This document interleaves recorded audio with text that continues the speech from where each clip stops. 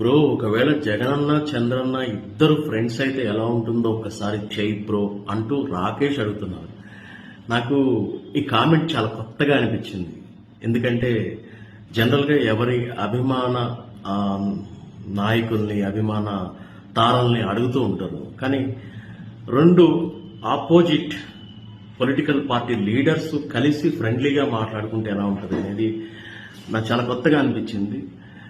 కానీ ఫ్యాన్స్ అది ఒప్పుకుంటారో ఒప్పుకోరో తెలియదు. సరే, మనం మాట్లాడదాం.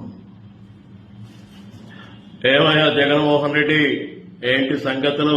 ఏంటి మధ్య చిక్కిపోతున్నావు? టిఫిన్ చేసావా లేదా? చేసిన స్వామి, టిఫిన్ అయితే చేసిన. నువ్వెలా ఉన్నావు?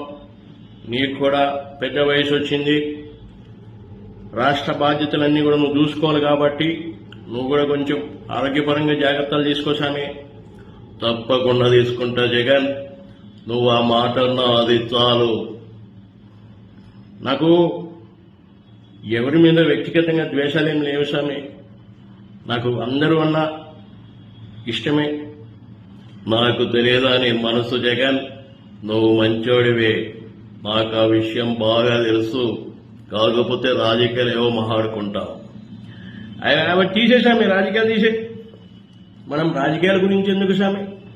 మా నాన్న వైఎస్ రాజశేఖర రెడ్డి మీరు ఎంత క్లోజ్ ఫ్రెండ్స్ నాకు తెలీదా స్వామి?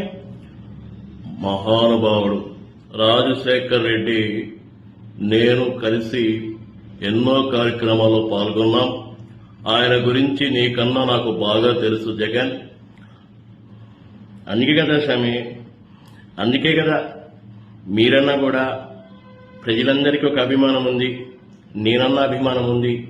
గెలిపోవటములు సహజం స్వామి. ఒకసారి నువ్వు వస్తావు, ఒకసారి నేను వస్తాను. అదే బ్రదర్, ఇదే పాజిటివ్ స్ఫూర్తితో మనం ముందుకు పోవాలా. మనం చేయాల్సింది మనలో మనకి పోటీ ఉన్న రాష్ట్రాన్ని అభివృద్ధి చేయాలి, ప్రజల్ని కాపాడుకోవాలి.